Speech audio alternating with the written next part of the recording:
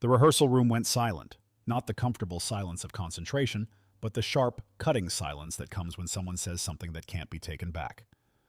Audrey Hepburn stood center stage at Warner Brothers Soundstage 12, her script trembling slightly in her hands, staring at the man who had just told her she would never be good enough.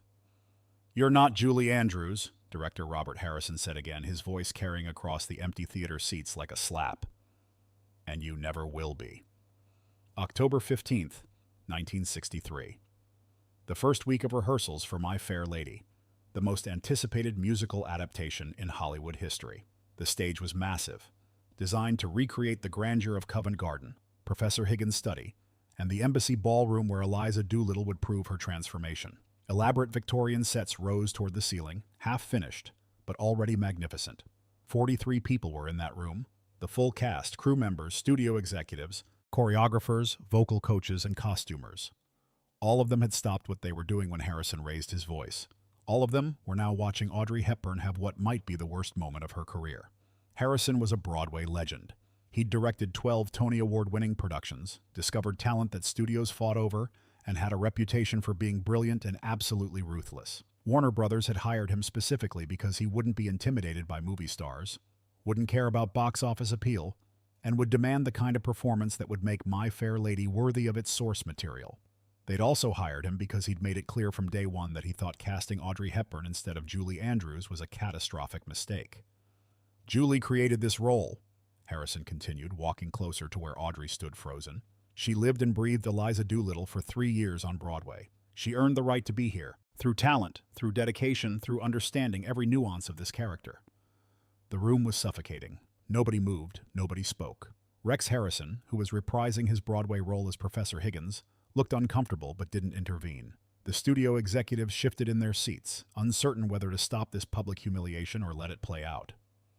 "You," Harrison said, now standing just 10 feet from Audrey, "got this role because you're famous, because you're pretty, because Warner Brothers thinks your face will sell more tickets than actual talent." Audrey's hands were shaking now, but she didn't move. She stood perfectly still in her simple rehearsal clothes, a white blouse and dark skirt, hair pulled back in a practical ponytail. She looked small on the enormous stage, delicate against the towering sets, like a child who'd wandered into the wrong room. "Do you have any idea," Harrison's voice was getting louder, "what Julie Andrews sacrificed for this role? She created Eliza from nothing. She found the heart of a character who could have been a caricature and made her real, made her human, made her matter. She turned a Cockney flower girl into one of the most beloved characters in theater history." Harrison was pacing now, his frustration building with every word. And then Hollywood, in its infinite wisdom, decides that 3 years of perfect performances, 3 years of standing ovations, 3 years of proving beyond any doubt that she is Eliza Doolittle, none of that matters.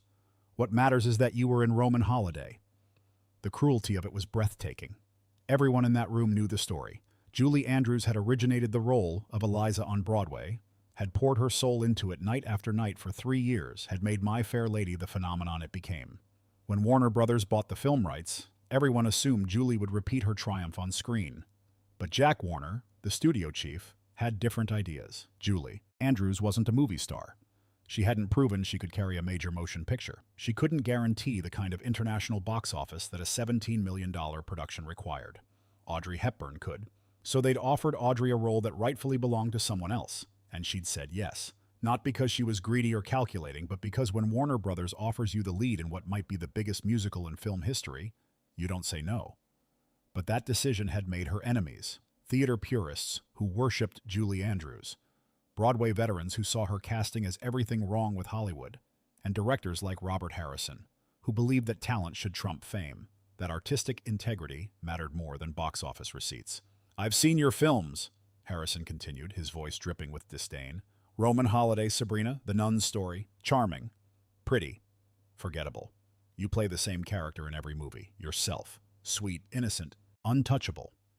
That might work for romantic comedies, but Eliza Doolittle is complex.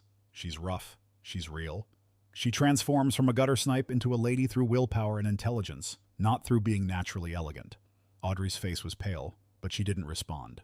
She just listened, absorbing every word, every criticism, every cruel observation. "You can't sing," Harrison said flatly.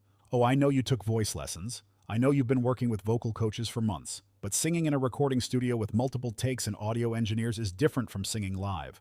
From making 8 shows a week, from hitting every note perfectly while acting your heart out. He was right, and everyone knew it. Audrey's singing voice, while sweet, lacked the power and range that the role demanded. There were already rumors that some of her vocals would be dubbed, that Marnie Nixon, who dubbed Deborah Kerr in The King and I and Natalie Wood in West Side Story, was on standby. You can't dance, Harrison continued. Not like this role requires. Eliza has to move like someone who's never had proper training, who's learning grace and elegance for the first time. That requires an actor who understands what it's like not to be graceful. But you've been elegant your entire career. It's not something you learned, it's something you are. The attack was systematic, thorough, devastating. Harrison was dismantling not just Audrey's performance, but her entire career, her talent, her right to be there. And you can't act, he said finally, the words hitting like a physical blow. Not really. You have presence, you have charm, you photograph beautifully. But acting requires depth, requires the ability to become someone completely different from yourself. Julie Andrews became Eliza Doolittle. You're just Audrey Hepburn in a Cockney accent. The silence that followed was absolute. 43 people holding their breath, watching one of the most beloved actresses in the world being systematically destroyed by a man who was supposed to be helping her succeed. Audrey stood there for what felt like an eternity. Her script had stopped trembling, but only because her entire body had gone rigid.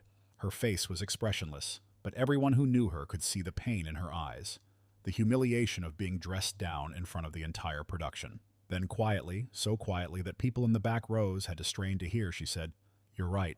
Harrison blinked, clearly not expecting agreement. "You're absolutely right," Audrey continued, her voice steady despite everything that had just happened. "I'm not Julie Andrews. I can't sing like her, I can't dance like her, and I probably can't act like her. She created something beautiful, and I'm trying to step into shoes that were made for someone else's feet." She looked directly at Harrison, meeting his eyes with a courage that surprised everyone in the room. "But I'm here," she said simply. "Whether you think I deserve to be or not, whether I'm the right choice or the wrong choice, I'm here. And everyone in this room, the musicians, the costumers, the other actors, the studio, they're all depending on me to make this work." Audrey walked to center stage, set her script down on a nearby stool, and faced the empty theater seats. "I can't be Julie Andrews," she said, her voice carrying clearly now. "But maybe I can be something else. Maybe I can find a different Eliza, one that works for film, one that makes sense with who I am instead of who I'm not." She turned back to Harrison. "Give me one scene. Let me show you what I can do, not what I can't do. If I fail, if I prove you right, then you can call Warner Brothers and tell them to replace me. I won't fight it, but give me one chance to show you that maybe, just maybe, there's more than one way to play this role." Harrison stared at her for a long moment. The entire room waited to see what he would do. He could end her career right there, could humiliate her further, could prove his point by letting her fail publicly. Instead, he nodded toward the piano. "The Rain in Spain," he said curtly. "The scene where Eliza finally masters proper pronunciation. Show me what you've got." What happened next would be talked about in Hollywood for the next 50 years. Audrey didn't move to her blocking position. She didn't check with the pianist about the key. She didn't ask for her script or request a moment to prepare. She simply closed her eyes, took a breath that seemed to come from somewhere deeper than her lungs, and when she opened them again, she wasn't Audrey Hepburn anymore. She was Eliza Doolittle, but not Julie Andrews' Eliza, not the Eliza anyone expected. This Eliza was smaller, more fragile, more desperate. When she spoke her first line, her Cockney accent wasn't a performance, it was a shield, a way of protecting herself from a world that constantly told her she wasn't good enough. When she struggled with the pronunciation exercises, it wasn't just about learning proper English, it was about believing she was worthy of transformation. "The rain in Spain stays mainly in the plain," she said, and the words came out wrong the first time, wrong the second time, but you could see her fighting for them, fighting for the belief that she could be more than what she was born to be. And then something magical happened, the breakthrough, the moment when Eliza gets it right. But instead of triumph, instead of celebration, Audrey played it with surprise, wonder, as if Eliza couldn't quite believe that this elegant voice coming from her mouth belonged to her. She sang the song that followed, and her voice wasn't as powerful as Julie Andrews, wasn't as technically perfect. But it was heartbreaking in its vulnerability, beautiful in its imperfection. This wasn't a performance about vocal prowess. It was about a woman discovering she was capable of more than she'd ever imagined. The room was spellbound. Harrison had stopped pacing. The studio executives were leaning forward in their seats. Rex Harrison was watching with something approaching awe. When she finished, the silence was different from before. Not uncomfortable, not tense, but full of possibilities. Harrison walked slowly toward the stage, his expression unreadable. When he reached Audrey, he looked at her for a long moment. "That wasn't Julie Andrews' Eliza," he said finally. Audrey's heart sank. She'd failed. She'd proven his point. "It was better," Harrison continued, and 43 people exhaled simultaneously. "It was yours, and it was better." He turned to address the room. "We're not making a filmed version of the Broadway show," he announced. "We're making a movie. A movie needs a performance that works for film, not for theater. What I just saw was cinematic. It was intimate. It was real in a way that wouldn't work on stage but works perfectly for camera." He looked back at Audrey. "I owe you an apology. I wanted you to fail because I thought your success would diminish Julie Andrews' achievement. But what you just showed me is that there's room for both of you. Her Eliza was perfect for Broadway. Yours might be perfect for film." The rehearsal continued, but everything had changed. Not just Harrison's attitude toward Audrey, but the entire dynamic of the production. They weren't trying to recreate the stage version anymore, they were creating something new. Over the following weeks, Harrison pushed Audrey harder than any director ever had. But it was creative pressure, not destructive criticism. He helped her find the nuances in Eliza that only worked on film, the subtle expressions and intimate moments that a theater audience would never see.